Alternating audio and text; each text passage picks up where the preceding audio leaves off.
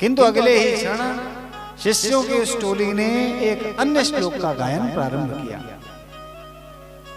और इस श्लोक में प्रभु के स्वभाव का वर्णन है।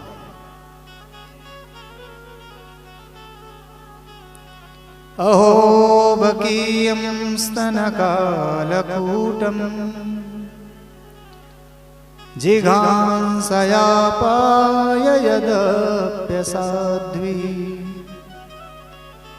लेभे गतिं धात्युचितां ततोऽन्यम् कं वा दयालुं शरणं व्रजेम। पहले श्लोक में जहां भगवान श्री कृष्ण की सुंदरता का वर्णन था, इस द्वितीय श्लोक में भगवान के स्वभाव का वर्णन है। और क्या है? अहो बकीयं स्तनकालकूटं जिघांसया पाययदप्यसाध्वी। अरे आश्चर्य है कि जो बकी पूतना प्रभु को मारने की इच्छा लेकर के अपने स्तनों में हलाहल विष लगा करके प्रभु के पास आई, किंतु प्रभु का स्वभाव इतना उत्तम है कि उसके सभी दोषों पर पर्दा डालते हुए महाराज ने उसे वही गति प्रदान कर दी जो गति उन्होंने अपनी मां यशोदा को प्रदान की। जैसे ही सुखदेव जी ने इस श्लोक को सुना, उनका मन अत्यंत हर्षित हो गया। अरे नहीं, जिस सुंदर पुरुष के स्वभाव के प्रति मैं संदेह कर रहा था, अभी निश्चय हो गया है कि जितना वो रूप से सुंदर है, उसका स्वभाव भी इतना ही सुंदर है। और इतना सुंदर और इतना सहज, इतना सरल, इतना सुंदर स्वभाव वाला जो व्यक्ति है, उसका तो दर्शन करना चाहिए। इतना सुंदर कौन होगा? पूतना उनको मारने के लिए स्तनों पर हलाहल विष लगा करके आई, पर प्रभु ने क्या सोचा कि कुछ भी हो, मुझे स्तनपान करा करके इसने काम तो मेरी मां का किया है और मेरी मैया का कार्य किया है, इसलिए इसकी गति भी मैं अपनी मैया वाली ही प्रदान करूंगा। तो ऐसे परम दयालु भगवान श्री कृष्ण कम वा दयालुं शरणं व्रजेम, ऐसे भगवान की शरण में कौन जाना नहीं चाहे। सुखदेव जी के समस्त संदेह समाप्त हो गए। उठ करके बाहर उस कंदरा से बाहर निकले और जाकर के उन शिष्यों से पूछा, अरे भैया, बड़ा सुंदर सुंदर श्लोक सुना रहे, बहुत अद्भुत श्लोक हैं, दो तीन और सुनाओ। शिष्यों ने कहा, महाराज हमको तो दो ही आते हैं। हाँ, यदि आपको सुनने हैं तो हमारे गुरुदेव ने ऐसे ही 18,000 श्लोकों की एक संहिता की रचना की है, चलो चल करके प्रेम से सुनो।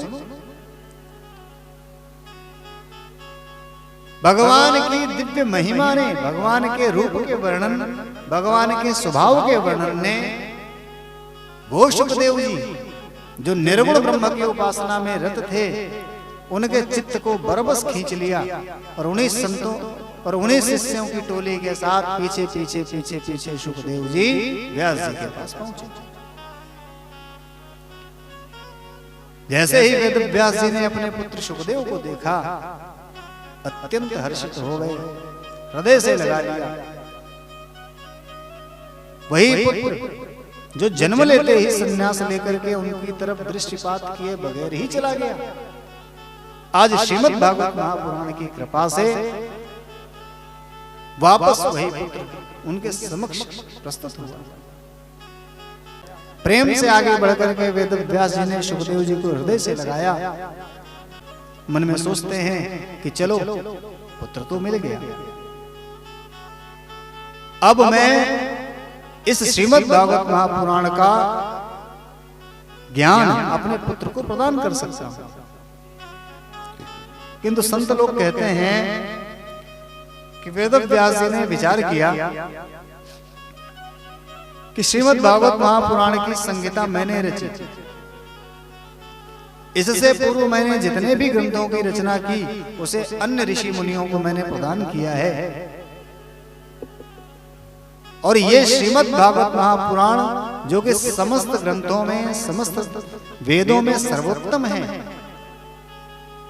इसको अगर मैं अपने पुत्र को ऐसे ही प्रदान कर दूंगा तो कदाचित हो सकता है कोई ये कहे कि वेद व्यास जी ने पक्षपात पूर्वक इसका ज्ञान अपने पुत्र को दे दिया। तो वेद व्यास जी सोच रहे हैं कि यदि बिना परीक्षा लिए स्वतः ही मैं अपने इस ग्रंथ का ज्ञान अपने पुत्र को प्रदान कर दूं तो कदाचित ये समाज मुझे भविष्य में पक्षपाती कहे। यद्यपि मेरी दृष्टि में शुकदेव जी जैसा अन्य कोई व्यक्ति उपयुक्त नहीं है इस कथा के लिए, किंतु ये मेरा पुत्र है और मैंने यदि ऐसे ही इसको इस श्रीमद् भागवत महापुराण का ज्ञान प्रदान कर दिया तो संभवतः ये समाज मुझे भविष्य में पक्षपाती कहे। इसलिए मन में विचार करते हैं कि राजा जनक के जैसा धर्मात्मा उस समय कोई दूसरा नहीं है। यदि मैं राजा जनक से अपने पुत्र की परीक्षा लेने के लिए कहूं और राजा जनक की परीक्षा में यदि मेरा पुत्र उत्तीर्ण हो जाता है, फिर मैं उसे निश्चिंत होकर के श्रीमद् भागवत महापुराण की संहिता का अधिकारी बना सकता। तो संत कहते हैं कि ऐसा विचार करके वेदव्यास जी ने शुकदेव जी को राजा जनक के यहां भेजा और स्वयं राजा जनक को सूचना भिजवा दी कि मैंने अपने पुत्र को भेजा है और उसकी परीक्षा लेकर के आप इस बात को प्रमाणित कर दें कि मेरे पुत्र ने काम और क्रोध दोनों को जीत लिया। क्योंकि जिसने काम और क्रोध को जीत लिया हो वही इस कथा का आचार्य बनने का अधिकारी है। तो महाराज शुकदेव जी गए जनक जी के यहाँ। अब जनक जी को पहले ही सूचना हो चुकी। तो जैसे ही द्वार पर गए, द्वारपालों से कहा महाराज जनक जी से मिलना है। द्वारपालों ने जाकर के राजा जनक को सूचना करी कि महाराज शुकदेव जी द्वार पर आए हैं आपसे मिलने की इच्छा लेकर। राजा जनक ने द्वारपालों से कहा कि जब तक मैं न कहूं तब तक उन्हें भीतर मत आने दो और उनसे कह दो कि राजा अभी किसी कार्य में व्यस्त हैं और जैसे उस कार्य से मुक्त होंगे आपसे आकर के मिलेंगे। द्वारपालों ने जाकर के शुकदेव जी को राजा का संदेश दे दिया और शुकदेव जी बड़े शांति पूर्वक, बड़े धैर्य पूर्वक वहां पर खड़े होकर के राजा जनक के निमंत्रण की प्रतीक्षा कर रहे। तो कहते हैं कि शुकदेव जी को राजा जनक के द्वार पर खड़े खड़े कई दिन बीत गए। न तो राजा जनक ने बुलाया और न शुकदेव जी ने कोई बात कही, बस खड़े हैं। द्वारपालों ने जाकर के राजा जनक को सूचित किया महाराज अरे आपसे मिलने जो महात्मा आए हुए थे वो अभी भी बाहर आपकी प्रतीक्षा में खड़े हैं, क्या उनको भीतर लाएं कि ना लाएं महाराज। राजा जनक ने कहा जाओ जाकर के देखो। इतने दिन प्रतीक्षा करवाने के कारण यदि उसके चेहरे पर क्रोध का कोई चिन्ह दिखाई पड़े तो उसे वहीं से वापस कर दे। द्वारपालों ने कहा महाराज आप क्रोध की बात करते हो, अरे उनके जैसा दिव्य महात्मा हमने जीवन में नहीं देखा महाराज। 7 दिन हो चुके हैं किंतु उनके चेहरे पर क्रोध की एक रेखा तक दिखाई नहीं पड़ रही। वही प्रसन्न चित्त मन है। राजा जनक ने जैसे ही सुना तुरंत द्वारपालों को आदेश दिया कि जाओ उन्हें अत्यंत सम्मान पूर्वक अंदर लेकर गए।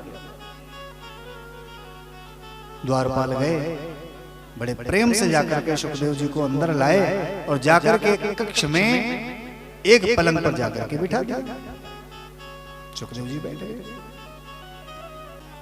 थोड़ी देर में अचानक कुछ सेविकाएं तांबूल इत्यादि लेकर के वहां पर आईं।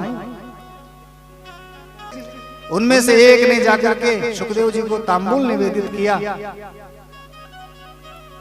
एक ने जाकर के उनका आलिंगन कर लिया और एक जाकर के उनके ही गोद में जाकर के बैठे। किंतु शुकदेव जी पर इसका कोई प्रभाव नहीं पड़ा। वो तो निर्विकार रूप से बैठे हैं वहां। तो क्रोध की परीक्षा तो द्वार पर हो गई और ये परीक्षा थी काम की। जिसका कोई भी विकार उनके अंदर नहीं दिखा।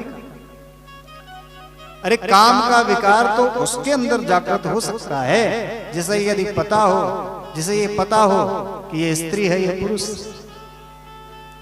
और जिसे ये पता ही नहीं है कि कौन स्त्री है कौन पुरुष है, इनके लक्षण क्या हैं, इनके संबंध क्या हैं, उसमें काम का विकार कैसे आएगा। राजा जनक ने जब इसे देखा, आकर के चरणों में गिर पड़े तो बोले, महाराज इस धृष्टता के लिए मुझे क्षमा करना, आपके पिता के कहने पर ही मुझे आपकी परीक्षा लेनी पड़ी। सुखदेव जी तो प्रसन्न चित्त हैं, काम और क्रोध दोनों का उन पर कोई प्रभाव नहीं, और जनक ने वहीं से उनको भेज दिया और कह दिया, और व्यास जी को सूचना भिजवा दी कि व्यास जी निश्चिंत होकर के इस संहिता को अपने पुत्र को प्रदान करो, क्योंकि आपका पुत्र इसने काम और क्रोध दोनों को जीत लिया।